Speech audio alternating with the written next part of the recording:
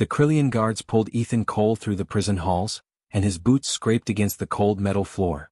His hands were still bloody from the surgery he had just finished. 20 minutes ago, he had saved the life of a Kryllian soldier who was about to die on the battlefield. He had worked for 3 hours straight to keep the young soldier from dying. Now those same thankful officers were putting him in a cell to die. Sometimes war didn't make sense. Ethan had learned that a long time ago. As they went deeper into the prison, the hallway got darker. The air got thick and heavy, and the smell made Ethan's stomach turn. It smelled like old blood, burned flesh, and something else he couldn't put his finger on. Maybe fear. Definitely death. The lead guard, a huge Kryllian with a scarred face and cold eyes, stopped in front of a door that had been reinforced. The metal was scratched and dented, and there were claw marks on it that were so deep that it looked like someone had tried to carve their way through solid steel. The guard said in a voice full of disgust, "You made a mistake, human. Saving our foes. Being kind to people who don't deserve it. The commander says that your kindness is a disease. A flaw that makes fun of how we live." Ethan didn't say anything. He had heard it all before during the questioning. The Kryllians thought that strength was the most important thing. The strongest will survive. It was thought that helping the weak went against the natural order of the universe. Another guard said with a cruel smile, "We're giving you to Razor. Let's see how your kindness helps you now." There was a loud grinding noise as the door opened. There was darkness waiting beyond. Before Ethan could see what was inside, rough hands pushed him forward. He tripped and fell through the door, almost losing his balance. The door slammed shut behind him with a loud bang that felt like the end. He was in total darkness. Ethan stood perfectly still so that his eyes could get used to the light. His heart was racing, but he was able to breathe normally. Panic is worse than any enemy. That was the first lesson in how to treat people in battle. Shapes started to appear in the dark. The cell was huge, about 30 feet high and 50 feet wide. Light came through the grates in the ceiling far above, making thin beams in the dark. Ethan tried not to think about the dark spots on the rough stone walls. Then he heard it. Breathing. Breathing that is deep, hard, and painful coming from the back of the cell. In the dark, something big moved. The scales made a sound like knives being sharpened when they hit the stone. In the dark, 2 eyes opened and glowed gold in the dim light. They were angry and something even worse. Pain that goes on and on. The creature moved into a beam of light, and Ethan finally saw what the Kryllians had done to him. A dragon. But not like the great beasts from stories about old Earth. This dragon was a real-life nightmare. It was huge, at least 20 feet tall at the shoulder, and its dark scales looked like armor plates. But there were a lot of scars on those scales, maybe hundreds. The wounds were still oozing. Old wounds had healed poorly, leaving tissue that was twisted and bone that was exposed in some places. The dragon's neck was covered in heavy chains that were so deeply embedded in the flesh that infection had spread around each link. More chains were wrapped around its legs and connected to bolts that had been driven into the stone floor. The dragon's left wing was hanging at an odd angle, which showed that it was broken and never set right. It breathed in wheezing gasps, and each breath clearly hurt. This was Razor. The Kryllian Empire's favorite way to kill people. Ethan had heard the stories while he was in prison. This cell held 47 prisoners. This tortured creature had killed 47 prisoners here. Razor pulled on the chains, which brought him closer. The golden eyes looked at Ethan with pure hatred. The jaws opened slowly, showing teeth that were as long as Ethan's forearm and sharp enough to cut through bone like paper. A low growl came from deep inside the dragon's chest and shook the stone floor. Ethan knew he should be scared. He felt like he had to run and press himself against the door and beg to be let out. But something held him back. There was something in those golden eyes that was more than anger and pain. He had seen that look before. In hospitals, in the field. In trauma wards. Soldiers who had been hurt so badly and so many times that violence was the only way they could talk. It wasn't bad. It hurt. His medical training took over and pushed through the fear. Ethan's eyes moved over the dragon's body, automatically noting any injuries. Wounds that are infected. Not getting enough food. Pain that lasts a long time. Signs of ongoing abuse and neglect. This thing wasn't a monster. It was a person who needed help. A patient who had been forced to act violently. Razor got closer and the chains rattled. The growl got louder. A lot of people would have seen a predator getting ready to kill. Ethan saw something else. He noticed that the dragon liked its right side better because it protected its broken ribs. He saw that the left wing was being held carefully so that it wouldn't hurt. He saw the small shaking in the legs that showed they were tired and weak. Ethan did something that would have seemed crazy to anyone watching. Instead of running, He sat down slowly on the cold stone floor and leaned against the wall on the other side. He calmly crossed his legs and kept his hands visible and open. Not threatening. Be patient. Easy, Ethan said softly with a steady voice. I'm not here to hurt you. I know you don't believe that, but I do. No one who comes through that door means you any good, do they? The razor stopped moving. The dragon's head tilted a little, and its golden eyes showed that it was confused. This was not right. Prey was supposed to run away. Should have screamed. Supposed to give Razor a reason to kill, to let some of this never-ending pain out through violence. But this person just sat there. Stay calm. Not scared. Looking at Razor with strange eyes that didn't show fear or disgust. Only something that looked like worry. Those chains look painful, Ethan said, keeping his voice low and calm. The ones that are around your neck in particular. They're stuck too deep. The infection has started. You can probably feel the fever burning through your body. It makes everything hurt worse, doesn't it? The dragon's growl stopped for a moment. It squinted its eyes to try to figure out what was going on. And that wing, Ethan said, pointing to the left wing that was broken. Broken but never put back together right. Healed in the wrong way. You can't fly anymore, can you? They took that from you. Razor's breathing changed. There was still rage, but something else was starting to come in. Confusion. Maybe even realizing that this person was different. Ethan saw that the dragon's scales weren't shiny like they should be for a healthy dragon. Not getting enough food. They weren't giving this creature enough food, which made it weak, desperate, and angry. That way it's easier to control. More violent. When was the last time someone really took care of your wounds? Ethan said. When was the last time someone showed you even a little mercy? The question hung in the air between them. Everything was recorded by monitoring equipment outside the cell. Commander Vex watched the screens with cold interest from the command center far above. The person had made it through the first 5 minutes. That was strange. Most of the prisoners died in seconds. Ethan stayed still in the cell. He learned to be patient in the worst places possible. Areas of war. Places where disasters happen. Places where one wrong move could kill you. He was good at waiting. How to let trust grow over time. Razor looked at him for what felt like hours.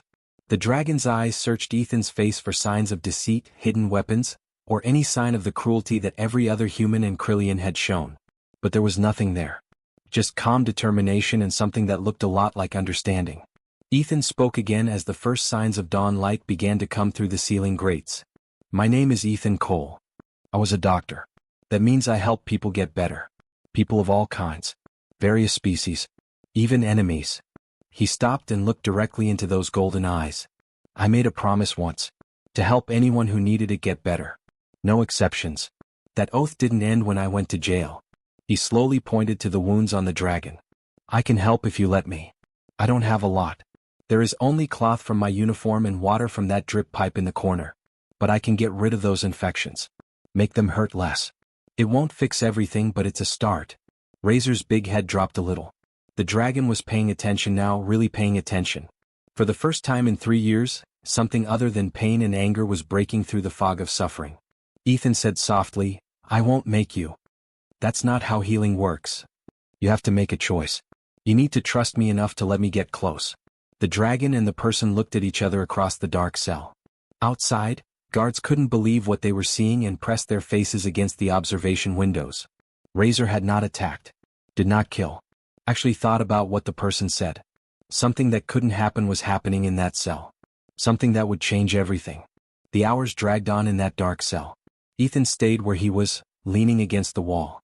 He kept talking and his voice was steady and calm. He talked about the war, the medical corps, and the hundreds of different animals he had treated over the years. Nothing that could hurt you.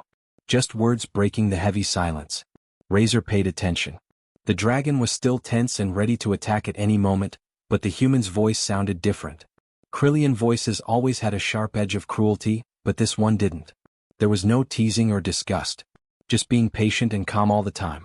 Ethan saw little changes as the hours went by. The dragon's breathing got a little easier. The shaking in those strong legs stopped for a while. He realized that Razor was very tired. He probably hadn't slept well in years because he was always on guard, waiting for the next prisoner to fight or the next torture. Ethan said softly, You must be so tired. Always in pain. Angry all the time. Not getting a moment of peace. That's not living. The eyes of the dragon blinked. There was something in those words that hit home. Ethan could finally see Razor clearly when the light from dawn started to come through the ceiling grates. What he saw made him feel professionally worried and very sad. The dragon was beautiful even with all the damage. The bones were strong and beautiful. The scales, which were dull from not eating enough and being mistreated, had hints of deep midnight blue with silver edges. The way the head was shaped, the curve of the horns, and the way the wings were attached to the strong shoulders. All of it brought back memories for Ethan. He had seen these things before. A long time ago. In field hospitals close to the front lines. Ethan's breath got stuck in his throat. His eyes went wide when he realized what was happening, as if he had been hit. "No," he said quietly. "It can't be." Razor's head turned quickly toward him, surprised by how quickly the human's voice changed. "You're Draconian," Ethan said, his voice full of shock and fear that was growing. "From the Ember Worlds. I know your people. During the war, I took care of a lot of Draconian soldiers." The effect on Razor was quick and strong. The dragon's whole body became stiff. Their golden eyes got big with shock, just like Ethan's. Razor pushed himself all the way up and looked down at the human with an expression that was no longer angry. The chains rattled. It was a mix of desperate hope and disbelief. The dragon's voice sounded rough and broken, like rusty metal scraping together. "You lie." The words were hard to understand because the throat had only spoken roars and growls for years. "My people are gone. All gone. Dead." "Yes, most of them," Ethan said, his heart breaking at having to say that horrible truth. "The Ember Worlds are no more. I read the reports. I helped refugees who got away. But I never thought." He looked at the chains, the scars, and the wing that was broken. "I never thought any Draconians would end up like this. As prisoners. Like weapons." Razor's legs shook. It looked like the dragon was going to fall apart. "You really know my type? You're not making a mean joke, are you?" Ethan said, "I know your people." He got up slowly, being careful not to make any sudden movements. "I was stationed at a field hospital close to the Crimson Belt. We had a whole wing just for Draconian soldiers who were hurt. I learned how to speak your language, your traditions, your honor codes." Ethan started speaking in Draconian to prove it. The words came slowly as if they were rusty from not being used for a long time. He said the traditional greeting between a healer and a patient, which had a lot of meaning in Draconian culture. Hearing this person speak his native language broke something inside Razor. The dragon's voice was a mix of a roar and a sob. Those golden eyes filled with tears for the first time in years. "How?" Razor's voice broke with emotion. "How does a person know the old words? The holy words?" Ethan said softly, "A Draconian elder named Thornscale taught me. She was a healer just like me. For 3 months she taught me everything there is to know about your people. She said that to really heal a Draconian, you had to know their spirit as well as their body." Razor's legs finally gave out. The big dragon fell to the stone floor and the chains made a noise. The sound echoed through the cell like chains breaking in a different way. "Thornscale," Razor said the name like a prayer. "She was on the council. Smart one. Before the wars came, I knew her when I was young." Ethan got closer, but he was still careful and gave Razor time to respond. "She died while trying to save 30 injured soldiers during an evacuation. She stayed behind to give them time to get away. I was present. I tried to help her, but..." He stopped talking because the memory still hurt. "She died with honor," Razor said, and there was a lot of pride behind the sadness. "That's how the Draconians do things." "Yes, it is," Ethan said in agreement. He was close enough now to see the damage more clearly. He thought it was worse than it was. From across the cell, he couldn't see how far the infection around the neck chains had spread. The dragon's body gave off waves of heat. "But for now we need to focus on keeping you alive. Those infections are bad." Razor looked at him with eyes that held 1,000 years of pain and sadness that had been crammed into a few short years of torture. "Why would you help? I am a weapon now. I'm a monster. In this cell I killed 47 prisoners. Their blood stains my claws." Ethan said firmly, "You're not a monster. You're a prisoner of war who has been tortured and hurt. They hurt you, starved you, and broke you down until you had no choice but to use violence. You didn't do anything wrong. That's what they did to you. You don't get it. I've done awful things." Ethan said softly, "I understand more than you think. I saw what war did to good people. How it changed them. How my instincts for survival took over. But I also saw that I could heal.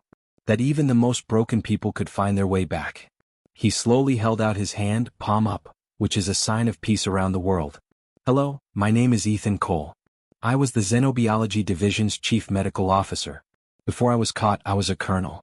I promised to heal everyone no matter what. That includes you. Razor looked at the hand that was offered for a long time. Touching someone in draconian culture was a sign of deep trust. It meant being weak. It meant asking for help, which was hard for a warrior species to do. The dragon said slowly, "Here I am called Razor. But that's not my real name. My real name is Ash, which is what my mother called me when I first broke out of my shell. I was Ash of the Ember Skies, a scout for the Western Defense Fleet." "Ash," Ethan said again, and saying the dragon's real name felt like breaking the first chain. "That's a good name. A nice name. It used to be. Before everything caught fire." Ethan moved a little closer again. "Ash, the chains around your neck are going to kill you. The infection is getting worse. It will get into your blood if you don't treat it. You'll die slowly and with a lot of pain. But I can clean the wounds if you let me help and trust me enough to get close. I can make it hurt less." Ethan could see the war going on behind Ash's golden eyes as she stared at him. Years of torture taught them that trust meant pain. Every instinct told me that people only brought pain. But there was also something else there. A small piece of the dragon Ash used to be before Razor was made. That spark knew what it meant to be a draconian. What it meant to get help from a healer. Ash finally said, "You don't have any tools. No drugs. Nothing." Ethan said, "I have my hands. I know things. That pipe gives me clean water. I have cloth from my uniform. It's not a lot, but it's something. Sometimes all it takes is something to make the difference between living another day and dying." The cell was quiet except for Ash's heavy breathing and the sound of water dripping far away. After that, Ash slowly lowered his huge head. The dragon's neck grew longer, making the wounds wrapped in chains that Ethan could reach. It was a sign of total weakness. In the wild, showing another animal your throat meant you trusted them completely. "Please help me, healer," Ash said. "Please." Ethan felt tears welling up in his eyes. He blinked them away and got to work. He ripped long strips off of his medical uniform, which was the same uniform that showed he was a healer to a dozen different species. The fabric was strong and not too dirty. He started the slow, painful process of cleaning the infected wounds with water from the drip pipe. Every time someone touched Ash, he flinched, but he didn't pull away. As Ethan worked, the dragon's breathing came in sharp gasps, but it didn't say anything. Ethan said, "Thornscale told me something once," as he worked to take Ash's mind off the pain. "She said that draconians think that healing needs three things: hands that are clean, a mind that is clear, and a heart that is kind. She said that people had all three, but they had to choose to use them." "She was smart," Ash said between painful breaths. "She was. And she'd be happy to know that her lessons are still helping one of her people, even though she died years ago." Alarms were going off high up in the command center. Several guards crowded around the screens, unable to believe what they were seeing. The person was touching Razor. Touching the dragon, in fact. And Razor was letting it happen. Commander Vex looked at the screens with a cold, calculating look. He was already thinking about what this meant. What else could this person do if they could tame Razor? What else could he use it for? Vex's smile turned cruel. "Keep recording everything," he told them. "Every word, every move. This person has just become very useful to us." Ethan kept working in the cell, not knowing that he had just sealed both of their fates in ways he couldn't yet imagine. The work was slow and hard. Ethan carefully moved his hands around each chain in Ash's neck, cleaning away the infected tissue as gently as he could. The dragon shook with every touch, not because it was scared, but because the pain from the wounds had been there for so long that it was normal. "I'm sorry," Ethan said for the 100th time, and Ash jumped. "I know this hurts. But we need to get rid of the infection before it spreads." Ash said through gritted teeth, "It's nothing," but his voice gave away the lie. "Draconian warriors go through worse." Ethan said softly, "You don't have to act like you're someone else. It's okay to say that something hurts. Pain is your body's way of telling you that something needs to be fixed. It's not weakness, it's information." For a moment Ash was quiet. Then he spoke in a voice that was only a little louder than a whisper. "The Kryllians think that pain makes you stronger. People say that if you can't handle pain, you deserve to die." Ethan said, "The Kryllians are wrong about a lot of things." He wrung out another piece of cloth, and the water that came out was dark with infection and old blood. "Pain doesn't make you stronger. Getting better makes you stronger. Getting better makes you stronger. Pain only hurts you until someone helps you fix what's wrong." Ethan talked while he worked. He told Ash about the field hospital where he worked. He talked about how he treated draconian soldiers who had been hurt in battle. At first, they didn't believe in human medicine, but over time they learned to trust him. He talked about how he learned about their customs, respected their traditions, and understood their warrior culture while still giving them the care they needed. Ethan was working on a very bad wound when he said, there was this young draconian fighter named Ember. She had shrapnel all over her left side. At first, they didn't want treatment because they thought warriors shouldn't show weakness. But her squad leader told her to let me help. Do you know what I learned? What? Ash asked, really wanting to know even though it hurt. That bravery doesn't mean saying no to help. Being brave means admitting that you're hurt and letting someone help you. That takes more strength than any fight. Ethan stopped and looked Ash in the eye. Ember got that in the end. She got better and went back to her team. The last thing I heard was that she was made flight commander. Ash's chest made a sound that wasn't quite a growl. It sounded like a laugh. Flight commander. That is a great honor. Ethan said, she earned it. Just like you worked hard to become a scout. The Kryllians may have taken your wings and your freedom, but they didn't take away who you are on the inside. That is still there. Days started to blend together in the dark cell. Ethan set up a schedule. He would use water from the drip pipe to clean Ash's wounds twice a day. He shared his small food rations, but they were barely enough for one person, let alone a person and a dragon. But Ash needed food to fight the infections, so Ethan made sure the dragon ate first. Every day the guards threw food through a hole in the door. A paste that tasted like metal and despair and was hard to eat. Ethan made himself eat half of it and then gave the rest to Ash. At first, the dragon didn't want to, but Ethan wouldn't give up. Ethan said, you're the one who's fighting the infection. You need more energy than I do right now. Ash weakly protested, you will starve. I've been hungry before. I'll be fine. Ethan smiled. Besides, what kind of healer would I be if I let my patients suffer when I had things to give? Changes became clear as the days went by. The swelling around Ash's neck chains got smaller. The infection's angry red color turned into a healthier pink. The dragon's breathing got better. It wasn't that awful wheezing sound anymore. Ash even started to move around more easily, which was a big deal for muscles that had been in pain for years. But more than just healing the body was going on. Ash started to talk more, telling stories from a past that had been buried under trauma and violence. I was young when the invasion started, Ash said one night, his voice full of memories. Just past my first 100. That is still childhood for people like me. I was so proud to serve the Ember Worlds after just getting my scout wings. While wrapping a clean cloth around one of the wounds, Ethan listened. What was it like? Before the war? Ash's eyes looked like they were far away. Pretty. There were crystal canyons all over the Ember Worlds that caught the sun and made rainbows in the sky. We would fly through them, laughing and racing each other. The air smelled like old stone and fire flowers. At sunset, my mother would sing the old songs and everyone in the colony would join in. Ethan said softly, you had family there. Everyone did. My mom, my dad, and my 3 younger siblings who are still in their shells. My grandma taught me the songs that scouts sing. Ash's voice broke. All gone when the bombing started. I was on patrol, which was too far away to help. I flew back and all I found was ash and broken glass. Ethan's hand stopped moving on the dragon's scales. I'm really sorry.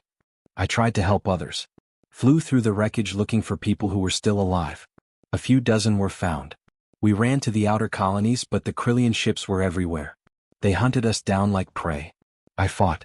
We all fought. But there were too many of them and not enough of us. What did they do to catch you? Ethan asked in a soft voice. For a long time Ash didn't say anything. His voice was empty when he finally spoke. I was protecting a transport ship full of kids. Eggs that made it through the first attack.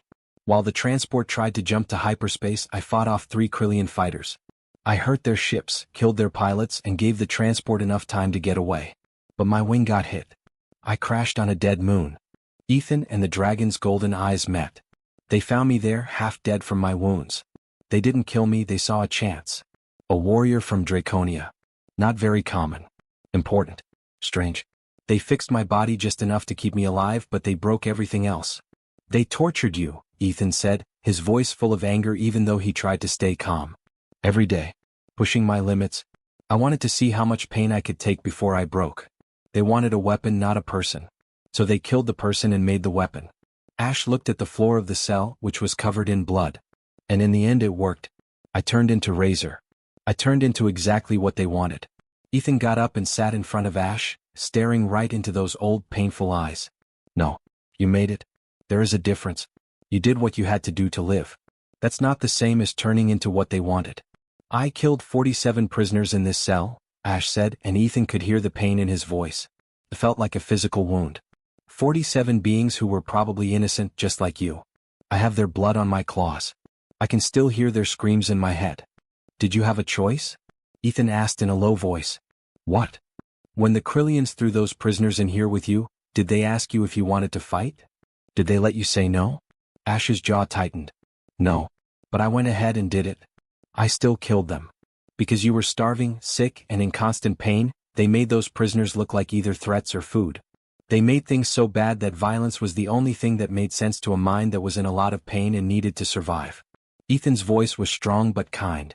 That doesn't mean you're a monster. That makes you a victim. Ash said, You're being too nice. But there was a desperate hope in his voice, as if he wanted to believe what Ethan said. I'm being truthful. Evil and trauma are not the same thing. Evil picks cruelty.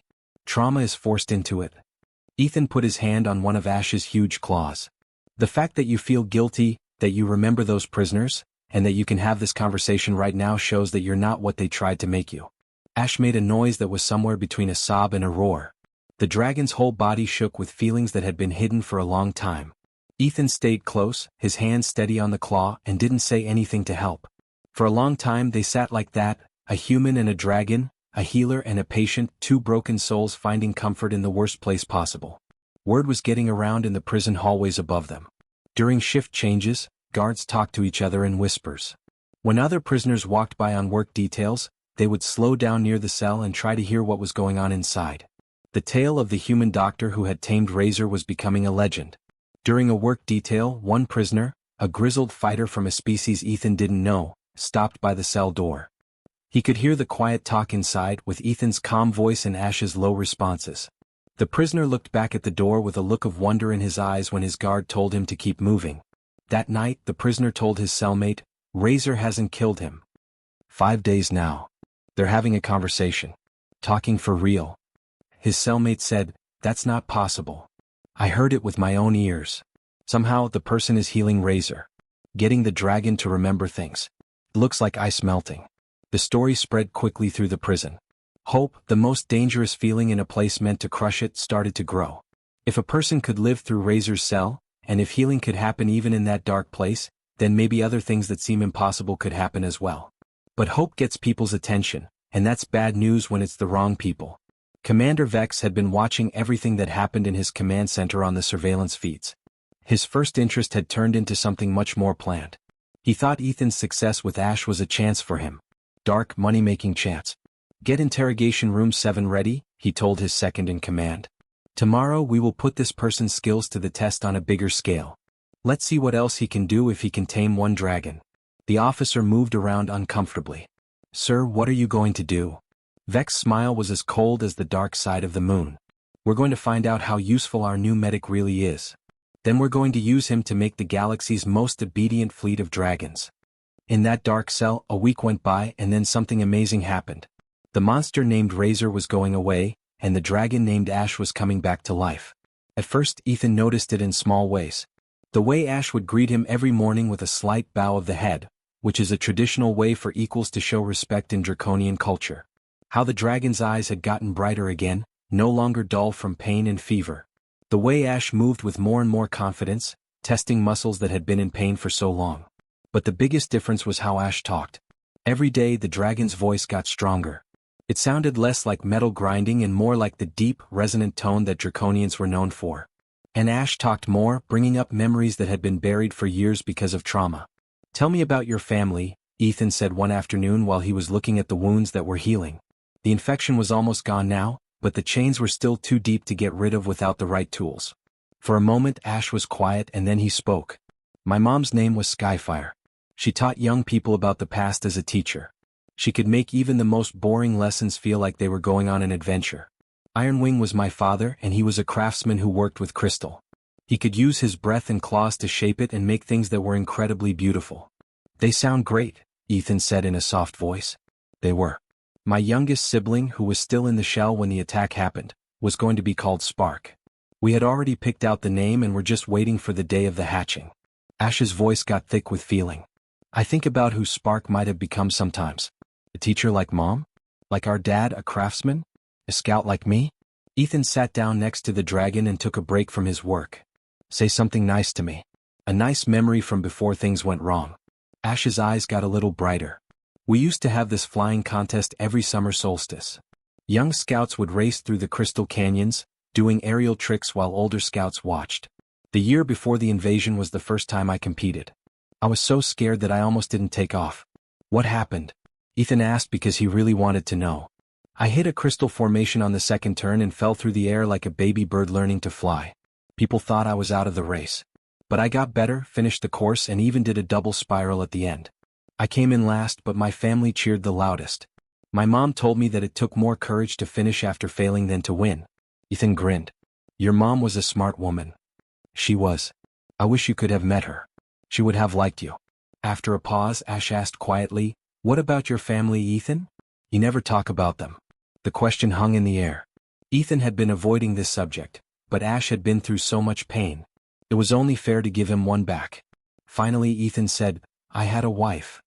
Rachel was her name. And a daughter named Lily. She was 7 years old and liked to draw pictures of stars and planets she had never seen. Had. Ash's voice was soft and he already knew. There was an attack on transportation during the war. Not the right place at the right time. Rachel was bringing Lily to the medical station where I worked. She wanted to know what her dad did all day. Raiders attacked the transport. There are no survivors. Ash made a low sound of sympathy from deep in his chest. I'm sorry, my friend. I worked hard after they died. If I couldn't help my own family, I would help everyone else's. Each patient became unique. I tried to make up for the 2 lives I couldn't save by saving every life I could. Ethan's voice broke. The Kryllian said my kindness was a sign of weakness. But it's not a sign of weakness. That's all I have left of them. Rachel showed me how to care. Lily taught me how to have hope. I remember them by keeping people alive. Then we are the same, Ash said in a soft voice. You heal to honor the family you lost. I live to honor mine. Both of us carry our dead with us. Yes, Ethan said. Yes, we do. They sat in comfortable silence for a while, 2 beings from different worlds, different species, different lives, connected by shared grief and unexpected friendship. Their relationship grew stronger over the next few days. Ethan told stories from his time in medical school, including the disasters and emergencies he had to deal with and the people he saved and lost. Ash told stories about flying through the Ember worlds, going on scout missions and learning how to navigate by stars, and the warrior culture and honor codes that shaped Draconian society. They also talked about the boring things they did to stay alive every day. Ethan told Ash some funny human jokes. Most of them Ash didn't get, but he laughed anyway because Ethan's attempts to explain them were funny. Ash taught Ethan some draconian breathing exercises, ways to deal with pain, and how to stay calm when things get crazy. The cell that was meant to be a place of death was changing into something else. Not quite home but not a jail either. A safe place where 2 broken people were slowly healing. Other inmates saw the difference. When work details passed by the cell, they would hear things that didn't seem possible. Sometimes even laughter. The scary growls and roars that used to come from Razor's cell were gone. Instead, Ash's voice told stories and Ethan's voice asked questions in a lighter tone. One day, an old prisoner named Garrett, who had been in the facility for 10 years, stopped by the cell door. He listened for a moment before talking to the guard who was with him. Garrett said with certainty, "That's not Razor anymore." "Shut up and keep moving," the guard said sharply, but his eyes showed that he wasn't sure. He had also seen the change. They all did. Word spread through the prison like electricity through a wire. Hope, that dangerous and valuable thing, started to grow. The Kryllian guards might not have been as powerful as they said they were. If a human could survive Razor's cell, a dragon could be healed, and friendship could grow in the darkest place. There might have been a way to fight back. It could be that freedom wasn't just a dream. But hope gets people's attention, and in a place like this, that was dangerous. Commander Vex had been watching the surveillance feeds nonstop. He saw how Ash reacted to Ethan and how the dragon's violent nature had changed completely. In just a few days, this person had done what the Kryllian military had been trying to do for years. He had figured out how to control dragons without making them useless. The options were too good to be true. The Kryllian Empire had 63 dragons in their war fleet. They were all violent, hard to control, and needed a lot of resources to keep under control. But if this person could tame them and make them follow orders without killing their fighting spirit, the Empire would have the strongest dragon army in the whole galaxy. Vex called his top officers together for a meeting. "Guys, we found something amazing. This human medic has shown that they have a skill we really need. The next step is to figure out how to use him. One officer said, we could just tell him to work with the other dragons. Not worth the risk, said another. He might say no. People are set in their ways when it comes to their beliefs. Vex smiled with a chill. Then we give him a reason to do it. We show him what will happen if he doesn't help us. We make it easy for you, help us or watch his dragon friends suffer. Ethan and Ash didn't know what was going on above them while they were in their cell. They were focused on the present, on healing and connecting with each other, and on the unexpected gift of friendship in the worst possible situations. One night Ash said, Ethan, in a serious tone, I have something to tell you. What is it? When you first got here and they threw you in here, I was going to kill you right away. I thought it would be kind. It's better to die quickly than to suffer slowly in this place. The dragon's eyes showed that it was sorry. But you talked to me like I was a person, not a monster. You cared about my wounds. You gave me my name back. You were always a person, Ash. The Kryllians just wanted you to forget. You saved my life. Not just my body but my soul too. How I see myself. I had lost track of who I was. You made me remember. In Draconian culture, Ash bowed his head low, which is a sign of deep respect. I owe you a debt that I can never pay back. Ethan said firmly, you don't owe me anything. That's not how friends act. We help each other out of love, not because we want to keep score. Friendship, Ash said the word again, slowly as if he were testing its weight. Is that what we have? I believe so. Unless you have a better word for two people who have shared their worst memories and deepest pain and still choose to sit together in the dark. Ethan had learned that the sound Ash made was draconian laughter. Friend is the right word. I never thought I would have a friend who was a person. Or any friend at all, to be honest. Ethan said, life surprises us. Even in prisons sometimes. They didn't know it yet, but their friendship was about to be put to the test in ways they couldn't have imagined. Commander Vex was getting ready to make a move, and when he did, it would force both of them to make choices that were impossible. But for now, right now they were together.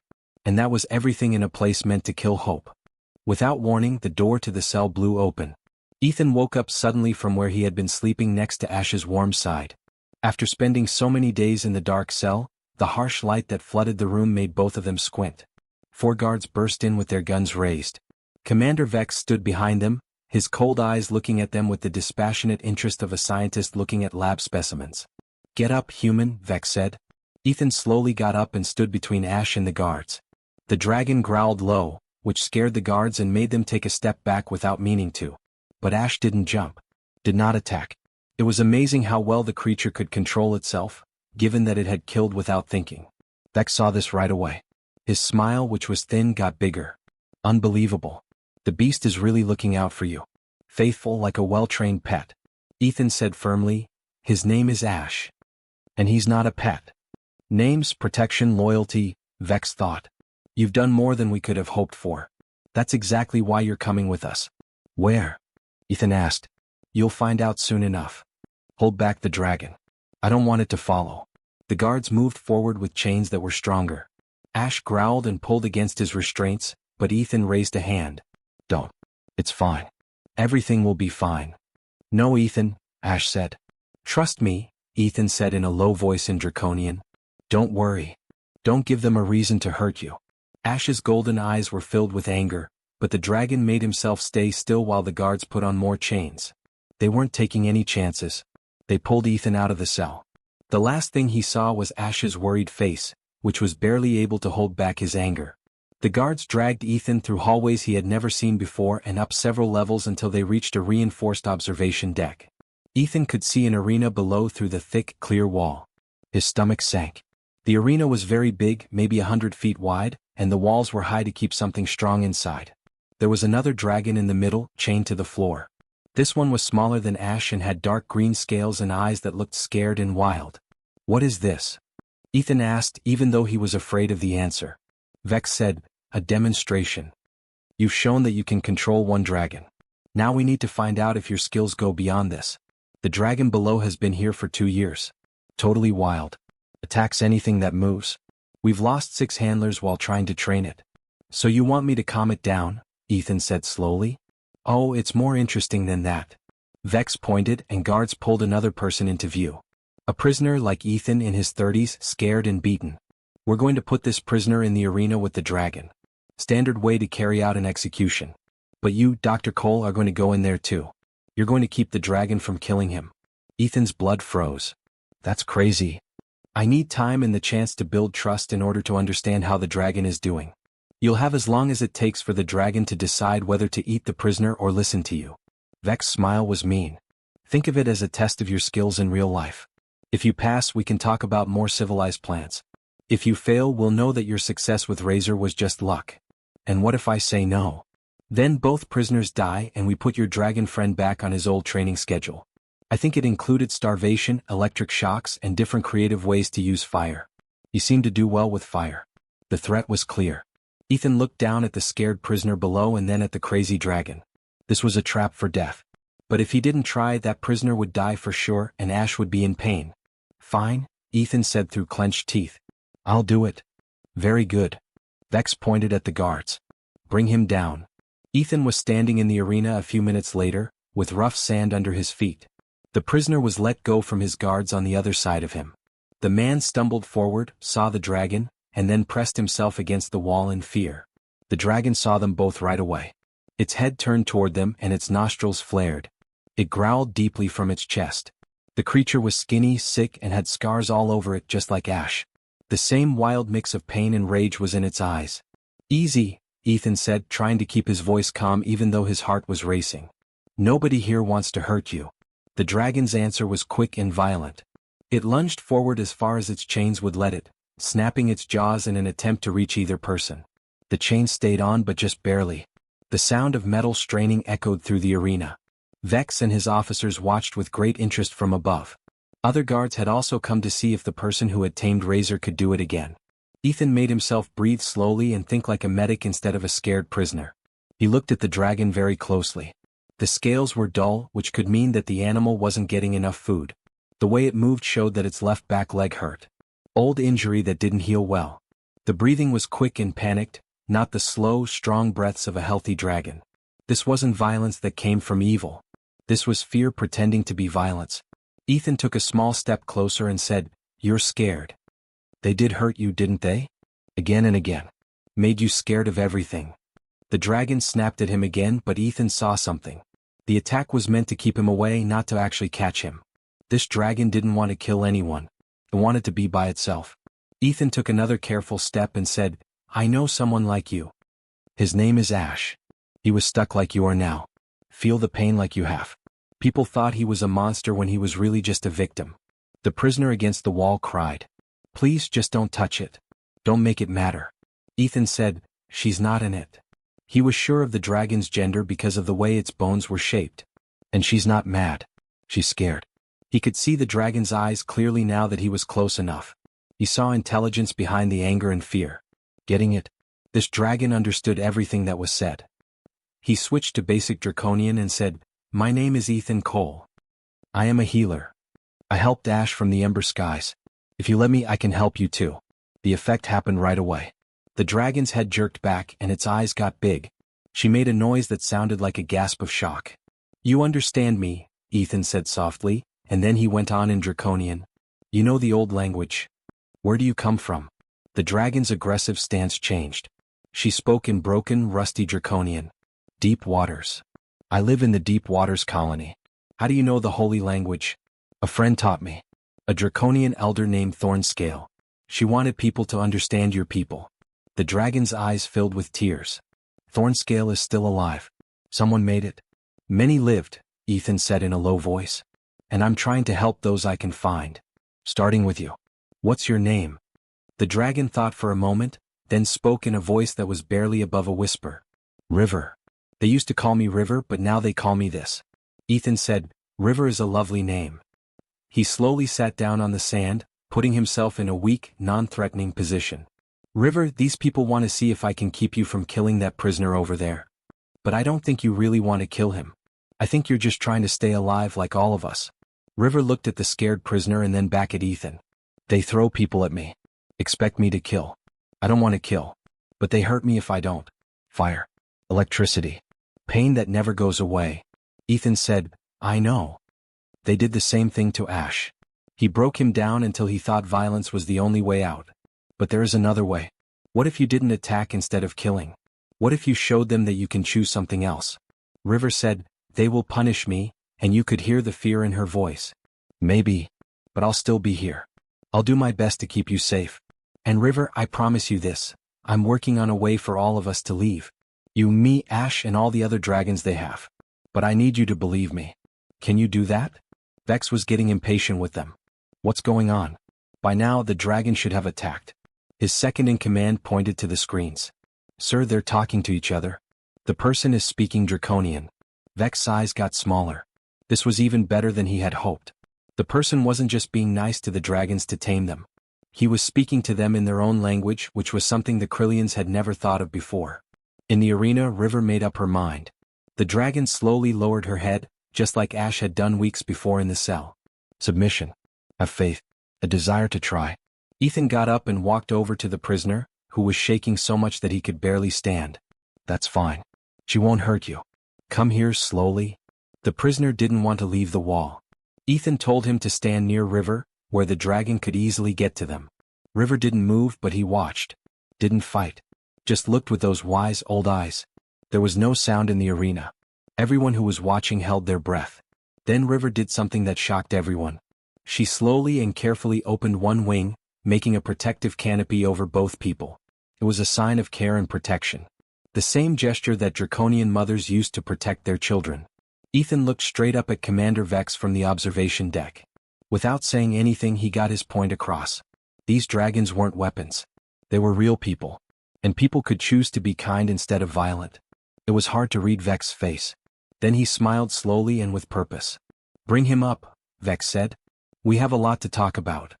Guards took Ethan out of the arena, leaving River still chained but much calmer. The scared prisoner was taken to the hospital, where he was shaken but not hurt. Ethan's mind raced as he walked down the hallways. He had passed Vex's test, but something told him that doing well might be more dangerous than failing. They took him to a room where they could ask him questions. Table made of cold metal. 2 seats. Harsh light that made sharp shadows.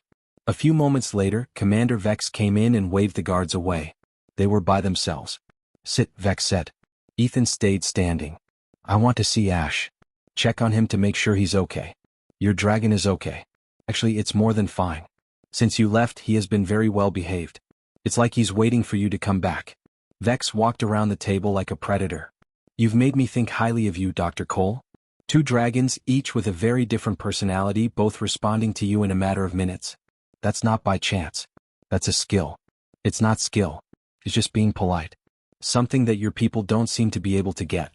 Vex's smile didn't light up his eyes. Don't act like you're better than me. We both know what's going on here. You have a skill we need. We have things you want. In particular, we have 63 dragons that are in different stages of what you would call trauma. They're violent, hard to predict, and costly to keep up. So you want me to fix them. Turn them into soldiers who will do what you say for your war machine. I want you to make them useful. Right now they're a problem. With your help, they could become the strongest fighting force in this area. Vex leaned in. Give it some thought. You could make things better for them. Better food. Care for your health. More kind treatment. All you have to do is teach them to obey. Ethan said, you're asking me to help you make them slaves. I'm giving you a chance to help them live.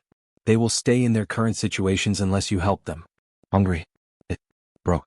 But if you work with us, you can make their lives better. Isn't that what healers do? Make hard choices for the greater good? Ethan's fists tightened. Vex was good at getting people to do what he wanted. He was using morals to make sense of horrible things.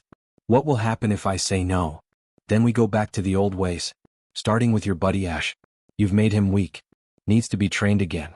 You can probably guess that the process is very painful. Dragons are very strong and tough. They can take a lot of pain before they finally give up. The threat was clear.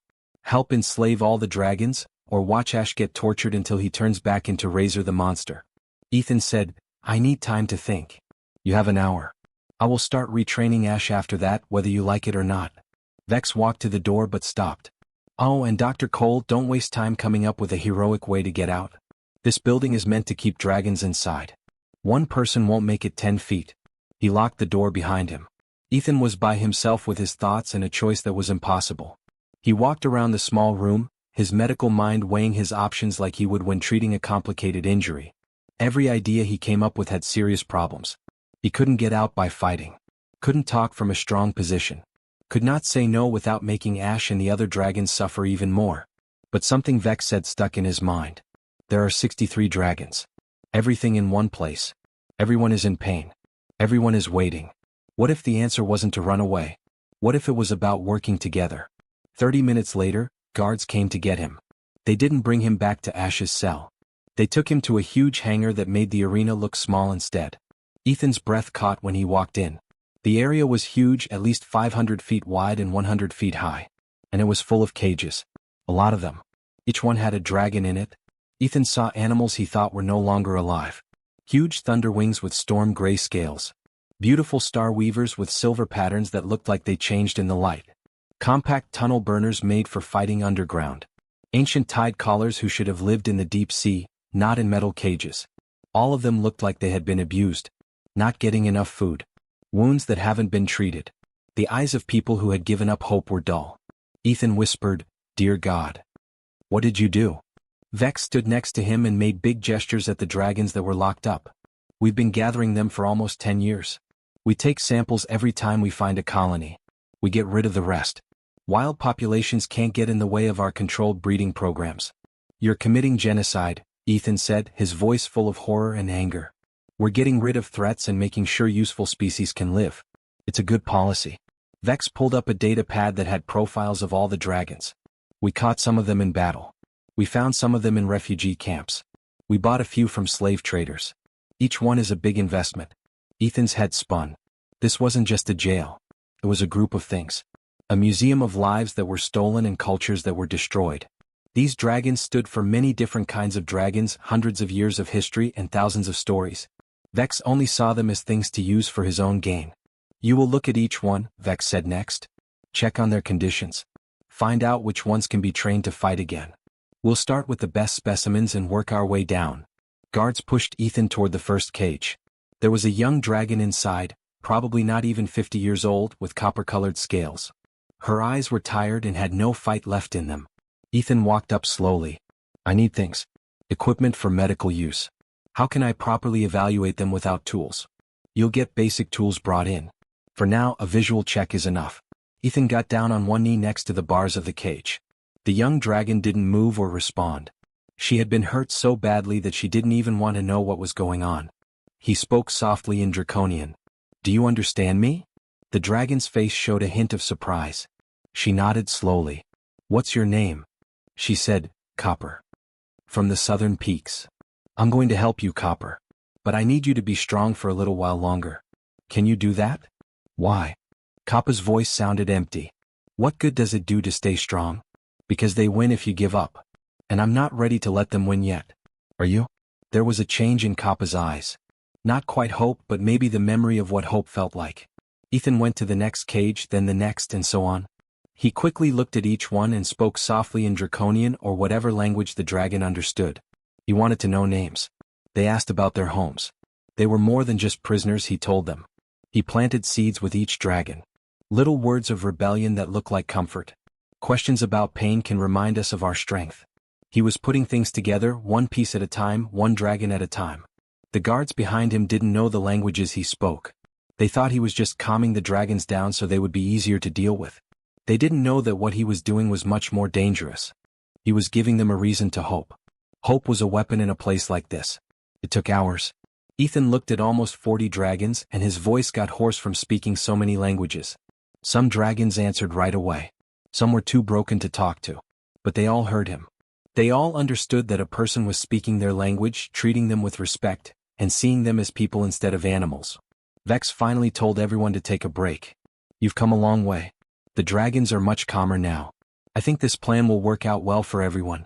Ethan didn't say anything. His brain was putting everything he had learned into categories. The way the hangar is set up. The systems for keeping people safe. The changes in guards. The cage design's flaws. And most importantly, which dragons still had enough fight left in them to be dangerous when the time came. Ethan had made a choice. He wasn't going to help Vex make an army of dragons. He was going to set fire to the whole thing. But he needed to wait for the right time. The right chance. "Bring in the sample," Vex said. Guards brought in a transport cage that was stronger. Ash was inside, heavily chained but alert. The dragon's golden eyes quickly found Ethan and looked for signs of injury on his face. Vex said, "This is your reward for helping. You can work close to your pet. Think of it as a sign of good faith." The cage was close to where Ethan was working. They were close enough to see each other but not close enough to touch. It was cruel on purpose. Get close to them but don't make them feel at ease. But Vex had done something wrong. He had brought the only dragon in the building who completely trusted Ethan. The one dragon that had changed from a weapon to a person. The one dragon who could show that change was possible. Ethan and Ash looked at each other as Ethan kept testing. No words were necessary. They both got it. This wasn't the end. This was the start. 63 dragons watched and waited all around them. Some with hope. Some with doubt. All of them were starving like people who had forgotten what it was like to be free. Ethan looked at a huge black dragon in the next cage and spoke softly in Thunderwing dialect. "Be ready," he said in a voice so low that only the dragon could hear. "Be ready when the time comes."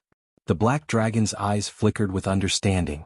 They exchanged a silent message that started a plot that would shake this place to its core. Vex was happy with his new purchase as he watched from his observation platform. He had found the best way to make his dragon army. He didn't know he had just set off a chain reaction in a room full of explosives. The truth was about to come out. Not the one Vex thought it would be, but the one Ethan was carefully planning. These dragons weren't weapons that needed to be polished. They were warriors who needed to be woken up. And Ethan Cole, a combat medic and a bridge builder between species, was about to remind them of who they really were.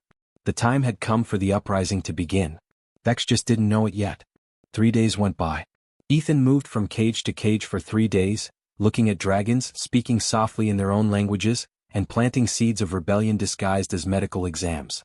The guards thought he was training them. Commander Vex thought he was making an army that would follow orders. Both of them were completely wrong. Ethan was starting a revolution. Vex called Ethan to the observation deck on the morning of the 4th day. The commander looked happy with himself as he went over reports on his data pad. The dragons are doing very well. There have been 70% fewer acts of aggression. They are eating better. Even the people who take care of them have noticed the change. Ethan said carefully, "They're responding to basic dignity. Not treating them like animals but like people. Whatever the reason, it's working." That leads me to the next step. Vex brought up a holographic display that showed complicated battle formations. "We start training for combat tomorrow. You'll help us teach them how to work together, use unit tactics, and follow military rules." Ethan said, "That wasn't part of our deal. You promised to make them useful." "Useful means ready for battle." Vex's smile was not warm. "Unless you'd rather we go back to the old ways of training? I'm sure your friend Ash would be happy to show you how to obey properly." The threat was still in the air. Ethan's jaw was tight, but he made himself nod. "Okay. But I need to get to the dragons more easily. I can't teach coordination if I'm working through cage bars." "That's an interesting point." Vex thought about this. "We'll set up a demonstration in the main hangar. Environment that is controlled. A lot of security. You will show us how to get them to work together." "When?" "This afternoon. I want to see results before we put more money into it." Vex waved him away. "Get ready, Dr. Cole. Today you show the Empire what you can really do." Someone took Ethan back to the hangar. He was scared and excited at the same time. Today in the afternoon. That was his chance. That was when everything would either go well or go very badly. First, he went to Ash's cage. The dragon looked at him with knowing eyes. Ethan acted like he was checking on wounds that were healing while speaking quickly and quietly in Draconian. "Today. When they get us all together. That's when we go." Ash rumbled back, "I'm ready." "But what about the others? Will they fight?" "A lot of them are broken." "Not broken. Just waiting for someone to let me hope again." Ethan's hands moved over Ash's scales, but his eyes were on the hangar, counting guards and noting where the cameras were. "River will go first. Then you. After that, the others will come. They just need to see that it's possible." "And what about you?" "What did Ash ask?" "How do you get away when dragons fly?" "I don't. I stay behind to make sure everyone else gets out." "No." Ash's voice was strong. "I won't leave you. You have to. They need someone to show them the way to safety. Someone they can trust." Ethan looked into those golden eyes. "That's you, Ash. You're not Razor anymore. You're a leader. Be one." Guards called Ethan away before Ash could say anything else. He walked through the hangar, stopping to see each dragon he thought was strong enough to fight. He told each one the same quiet thing. "Get ready. Keep an eye out for the signal. Everyone moves when River does. The young dragon Copper listened with big eyes. What if we don't make it? What if they kill every one of us? Ethan simply said, then we die free instead of living as slaves. That's the only choice that matters sometimes. The huge black thunderwing named Storm grinned, showing a lot of sharp teeth. At last. This is the moment I've been waiting for years. Whisper, a graceful silver star weaver, asked the practical question. What is the signal? When will we know when to act? Ethan promised, you'll know. Believe me. You'll know when the time is right. The afternoon came too soon and not soon enough. Guards started to herd dragons out of their cages, heavily chain them, and take them to the center of the hangar. It was easy to see that a huge area, at least 200 feet wide, had been cleared. There were observation platforms all around the area, and Kryllian officers were eager to see the demonstration. Vex was at the top of the platform with his command staff around him. He spoke into a microphone and his voice echoed through the hangar. Today, gentlemen, we see the change in our dragon program. Dr. Cole will show how the right care can change these animals from problems to assets. There were 20 dragons around Ethan, who was standing in the middle of the cleared area. Not all 63. Vex wasn't that stupid, but enough. More than enough. The dragons were chained but could move around a bit. There was a River. There was Ash. Storm, Whisper, Copper, and 15 other people. Everyone was looking at him. Everyone is waiting. Start when you're ready, Doctor, Vex said. Ethan took a big breath. This was it. There's no going back. He started speaking in Draconian, loud enough for all the dragons to hear, but what he said was not what Vex thought he would say. My name is Ethan Cole. I used to be the head of the Interspecies Medical Corps. I was a colonel during the war. I got the Galactic Cross of Mercy 3 times for helping soldiers from 70 different species who were hurt. Vex's smile faded. What's he doing? I built networks across enemy lines, Ethan said, his voice getting stronger. I saved lives on both sides because I thought healing had no borders. They called me the builder of bridges. The only person who could go into any camp, hospital, or war zone and be trusted. Shut him up, Vex said, but the guards hesitated because of the way Ethan spoke. You put me in a cell with your most dangerous weapon, thinking I was just a medic. A foolish person with a soft heart whose kindness was a flaw. Ethan turned slowly, looking each dragon in the eye. But being kind isn't a sign of weakness.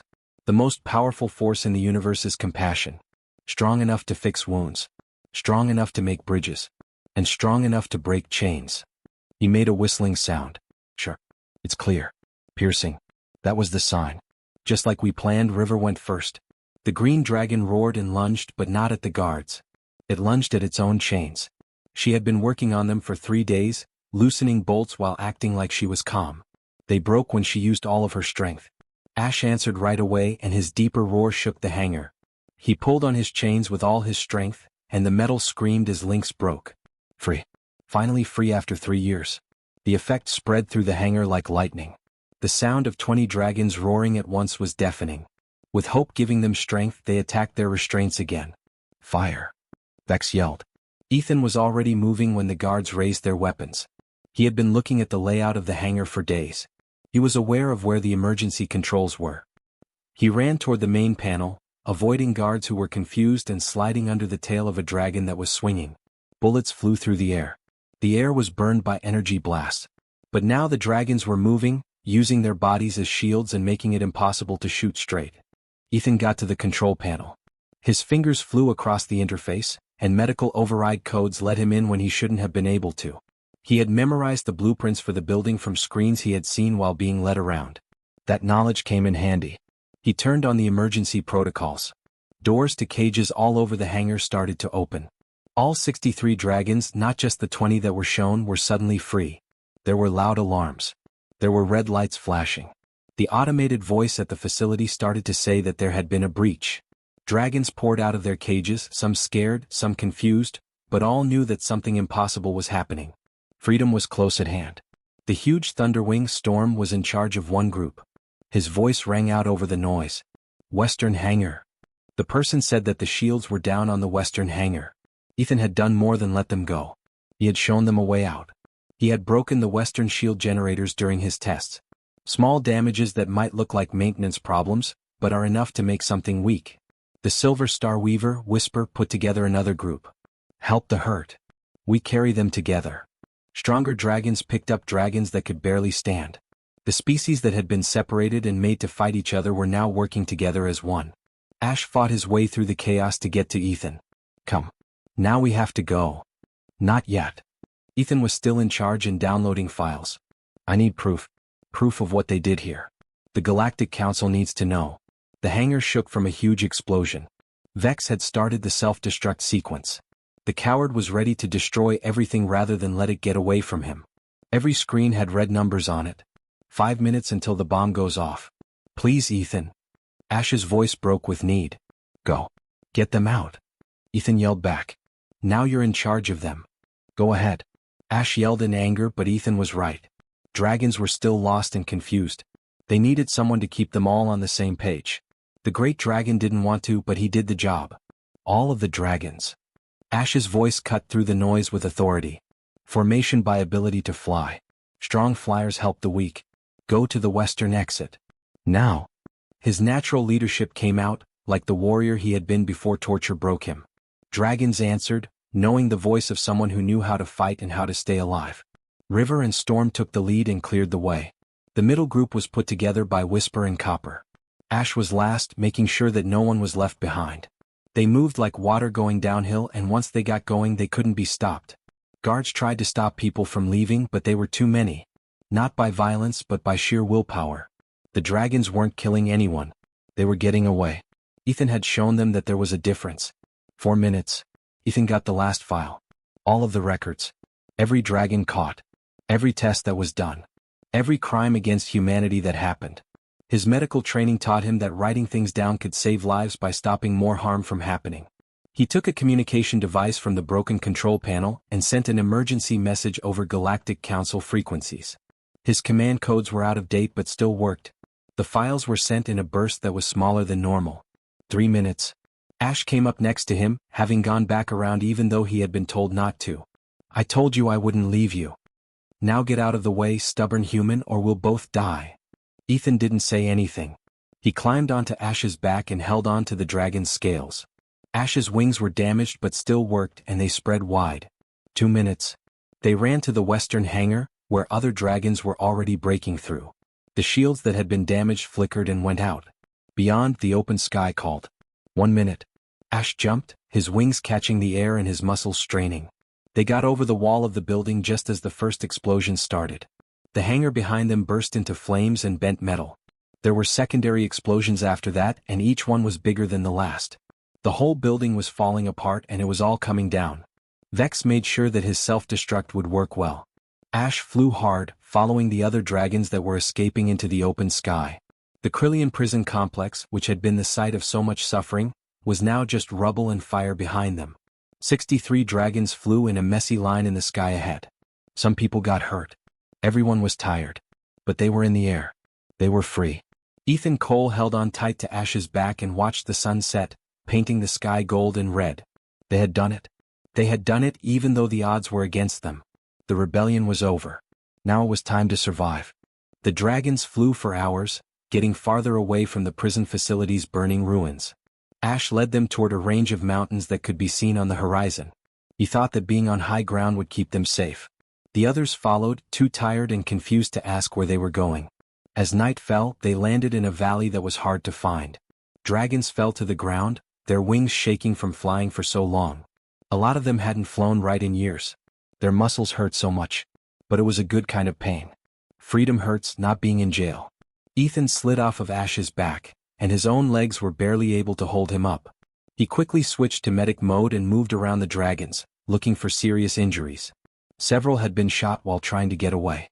Some people had ripped open old wounds by working hard. No one said anything. They were too busy breathing fresh air. River walked over, favoring her left side. What do we do now, healer? Where do we go? Ethan honestly said, I don't know yet. But we'll work it out together. First, we need to help the hurt people and get some sleep. Then we make plans. The huge Thunderwing storm landed hard nearby. The Kryllians will come after us. They won't let this insult go unpunished. Let them try, Whisper said in a low voice, but there was steel in it. The graceful Star Weaver had found her bravery again. We are no longer prisoners. We won't be easy to catch. Ethan worked all night, going from dragon to dragon, cleaning their wounds and giving them what comfort he could with the little he had. Ash stayed close by, helping when he could and translating when language problems came up. Young Copper sat by herself and looked at her claws. Ethan saw that she was alone and walked up to her slowly. "What's wrong?" Copper said in a small voice. "I hurt guards while I was escaping. I didn't kill them, but I did hurt them. I thought I would feel different. Strong. But I just feel bad." Ethan sat next to her. "That's because you're not a monster, Copper. The fact that you feel bad about hurting others, even enemies, is what sets you apart from the Kryllians. They hurt people without feeling bad. You hurt to live, and that bothers you. Keep that feeling. It means that your soul is still whole." "How do you know?" "Why?" asked Copper. "How do you stay good when everything around you is bad?" "I don't always," Ethan said honestly. "I fail sometimes. I don't always make the right choice. But I keep going. That's all we can do. Keep trying to be better than our worst times." The valley was bathed in gold and pink light as dawn broke. Ethan finally let himself rest by leaning against Ash's warm side. There were 63 dragons sleeping or talking quietly among themselves on the valley floor around them. "We did it," Ash said in a low voice. "I still can't believe we really did it." "We got help," Ethan said. "All the dragons that decided to trust me. Everyone who got their courage back. It wasn't just us, Ash. Everyone did this. Without you, though, we'd all still be in cages." The sunrise shone in Ash's golden eyes. "You never said anything about being a colonel, the medals, or anything else you said during the uprising." "Didn't seem important," Ethan said with a tired smile. "Rank doesn't mean much when you're stuck in a cell with a dragon that could eat you. I was just trying to stay alive like you. But you were more than just a doctor. You were in charge. A war hero with medals." Ethan said, "I was someone who made hard decisions and had to deal with the results. The medals were given for saving lives. But I also lost lives. A lot of them. That's what they don't tell you about being a hero. You remember the failures more than the successes." The sound of ships coming close broke up their conversation. Ethan jumped to his feet, his heart racing. Had the Kryllians already found them? But these ships had different markings on them. The Galactic Council's emblem. They got his emergency message. The lead ship carefully landed in the valley, keeping a respectful distance. A ramp for boarding came out and a person came out. A Galactic Council investigator, who stands out because of their gray uniform with gold trim. She was a person maybe 50 years old, and her sharp eyes missed nothing. She called out, "I'm looking for Commander Ethan Cole." "That's me," Ethan said as he stepped forward, suddenly very aware of how bad he looked. His uniform was ripped, covered in blood and dirt, and he was so tired he could barely move. The investigator looked at him for a long time before giving him a sharp salute. "Commander Cole. Patricia Grant is the chief investigator. We got your data transmission and a priority distress code that hasn't been used in 5 years. Can you confirm what's in those files?" "Every word," Ethan said. "That place was running an illegal program to collect dragons. Genocide. Slavery. Torture that happens all the time. Everything is written down in those files." Grant's face hardened. "We've already sent enforcement teams to the coordinates you gave us. They found ruins and signs of self-destruct protocols. But they also discovered something else. The explosion didn't kill Commander Vex. He was trying to get away in an escape pod when our ships got there." Ethan's jaw tightened. He wanted Vex to have died in the destruction. But another part of me, the part that believed in justice over revenge, was happy that the commander would go to trial. "He's in jail now," Grant said. "Along with 17 officers who weren't there when you escaped. The Galactic Court has charged all of them. Crimes of war. Crimes against living beings. The proof you gave is too much to handle." Dragons started to gather behind Ethan. They were interested in the newcomers but also cautious. Ash moved to stand next to Ethan to protect him.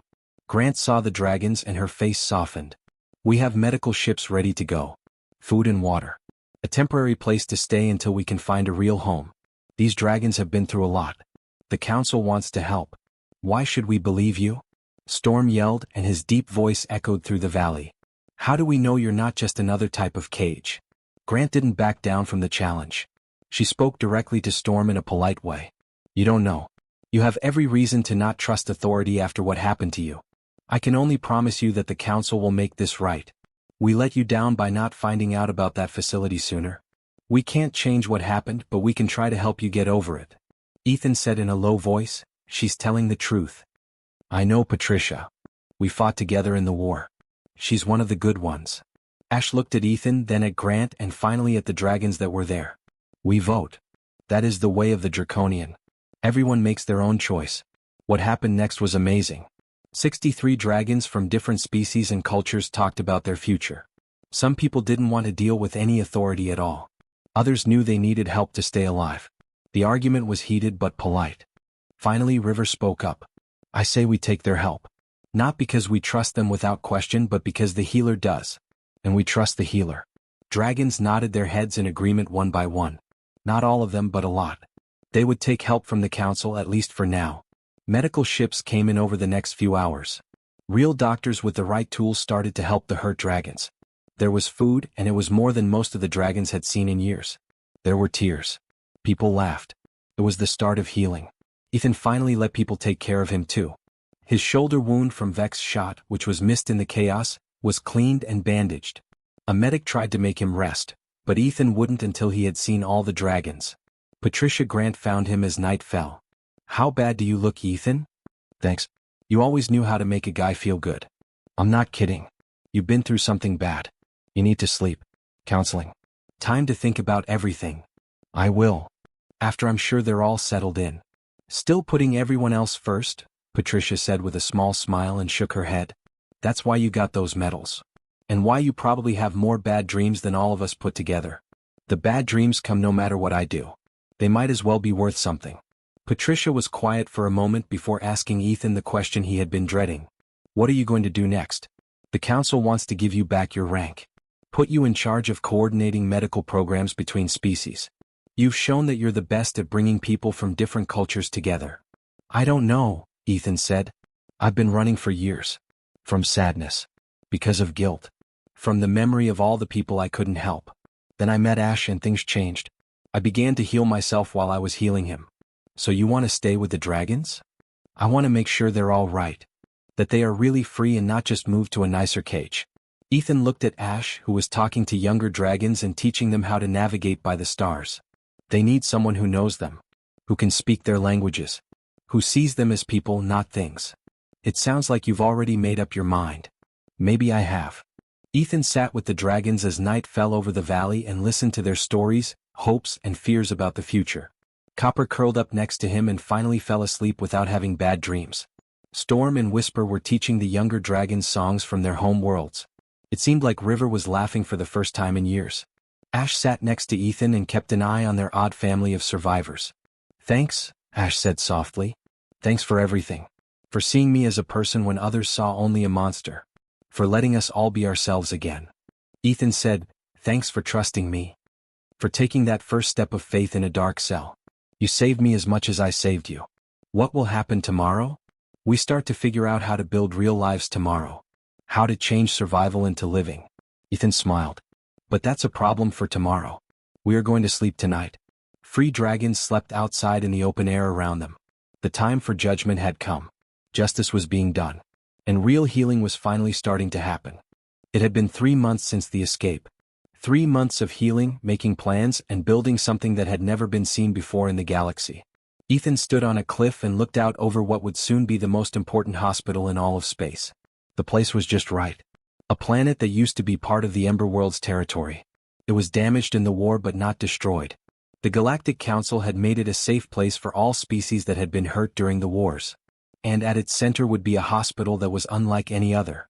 Construction workers worked with dragons and volunteers from a dozen different species. People, Kryllians who had defected after learning the truth, and people from other worlds who wanted to help with the healing work. The building that rose from the valley floor was huge and could fit beings of all sizes. Patricia Grant joined Ethan on the cliff and said, "It's coming together faster than I thought." She had taken a break from the Galactic Council to help with the project. After so much darkness, people want to be part of something good, Ethan said. This gives them hope that things can get better. Ash was working with a group of engineers below. He used his strength to put support beams in places that machines couldn't quite reach. The dragon worked on the building with the same dedication he had shown in the past when he was in the military. But now he was making things instead of breaking them. Patricia said, "The council officially voted yesterday. They want you to be the chief medical director. Complete power. No limit on the budget. Anything you need to make this work." I heard. I'm still thinking about it. What's there to think about? This is what you've always wanted. A place where different species can heal instead of fight. Ethan was quiet for a while as he watched dragons and people work together. I had a rank during the war. Power. People would do what I told them to do. But giving orders doesn't make people trust you. They just make people follow the rules. So, what's your answer? I'll do it, but not as a director or commander. Like a doctor. Like someone who is trying to help. Ethan smiled a little. Titles put space between people. People need to see me as one of them, not better than them. Patricia laughed. You are the only person I know who would turn down a promotion to keep their credibility. Okay. You will be the chief medical officer. Is that humble enough? It'll work. They heard a commotion below that caught their attention. They weren't expecting a ship to land. The ramp opened up and a group of young dragons came out. After that, an old woman in medical robes came out. Ethan's breath stopped.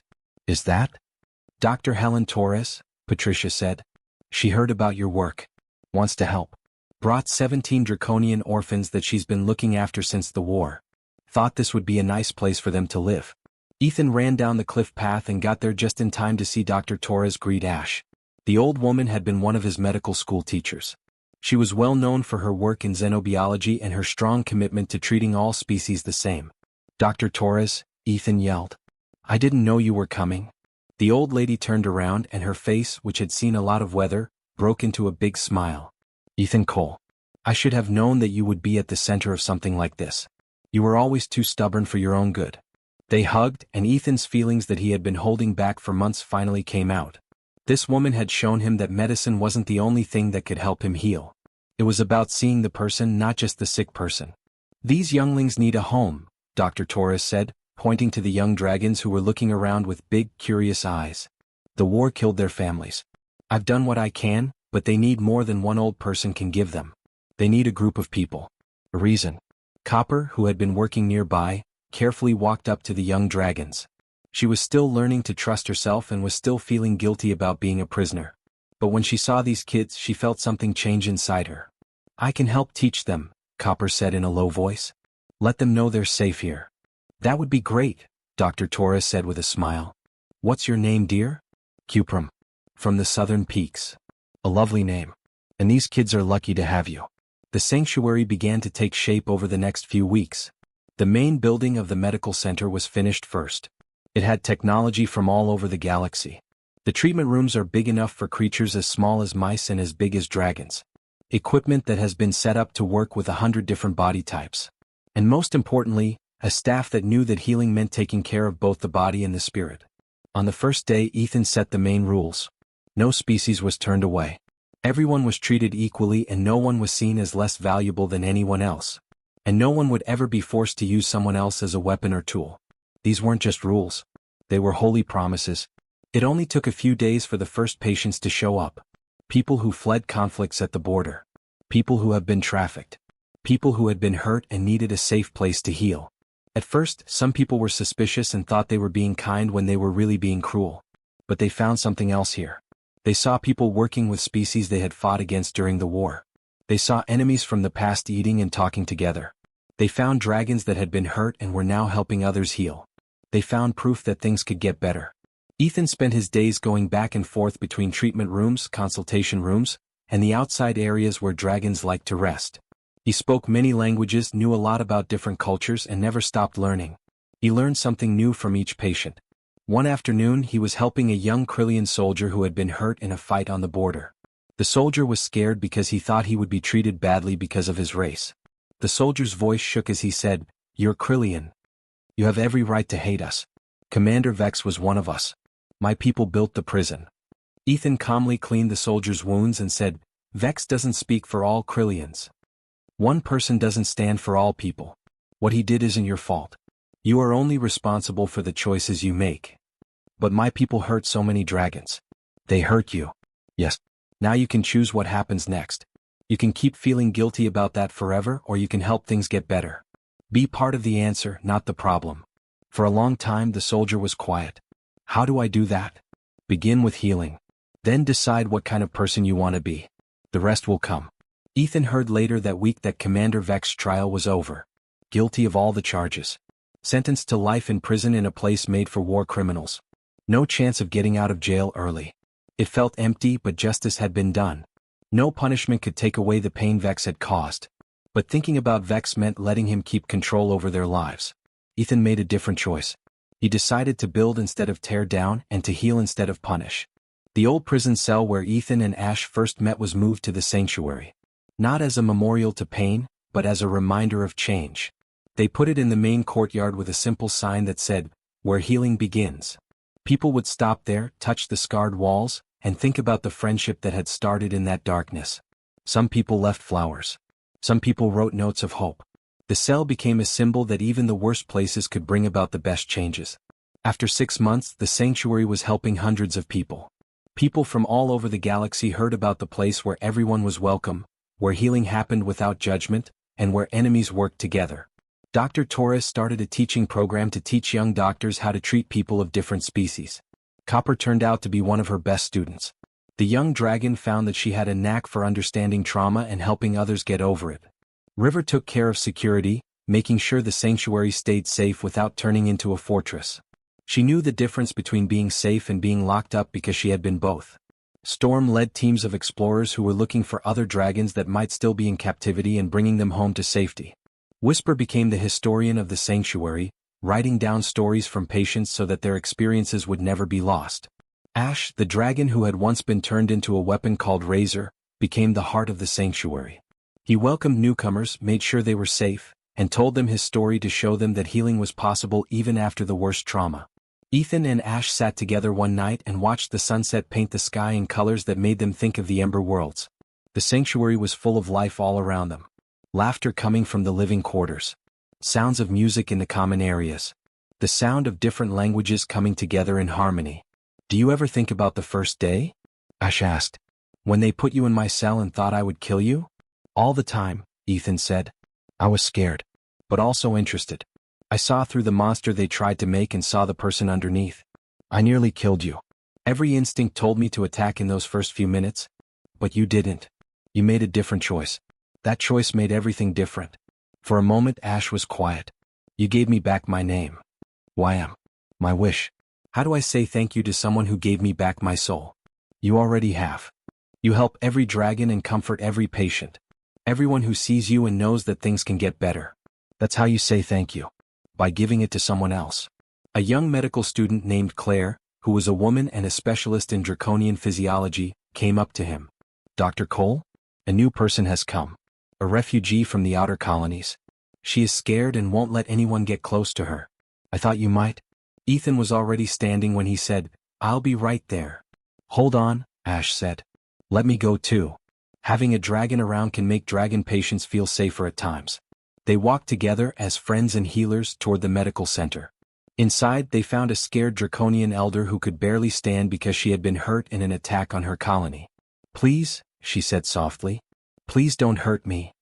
I'm already hurt so much." Ethan slowly knelt down to show he wasn't a threat. "Hello, my name is Ethan. This is Ash. We are here to help, not hurt. Now you're safe. I promise." The elder's eyes moved back and forth between them, looking for lies. She started to cry when she couldn't find any. I thought there was no more kindness in the galaxy. That was the only thing left." Ethan said softly, "Cruelty is loud. It gets all the attention. But kindness is still around. You may need to look harder to find it. And once you find it, you help it grow." Ethan thought about how far they had all come as they started to treat the elder's wounds. From a dark cell where death was expected to this place of hope and healing. From people who were barely alive to people who were doing well and helping others. There was still a lot of darkness in the galaxy. There were still wars. The pain went on. But in this safe place they were showing that there was another way. That kindness could win over cruelty. That healing was more powerful than harm. That friendship could cross any gap. Ethan's first family had died in a war. But he had made a new family in the stars. Dragons, humans, and many other kinds of creatures all believed that every life was important. That everyone should get care. That healing had no limits. The sky outside started to get darker and stars began to show up. The same stars that had watched over the Ember Worlds before they were destroyed. The same stars that had seen so much pain. But now they saw something different. Something to be hopeful about. A place where old weapons turned into healers. Where people who were in jail became free. Where monsters remembered that they were people. Where one person's refusal to see enemies, only patience, had changed the lives of many. There was a prison cell in the middle of the sanctuary that had scars on it. It was proof of the truth that had started everything. Violence, hate, and power were not the strongest forces in the universe. It was kindness.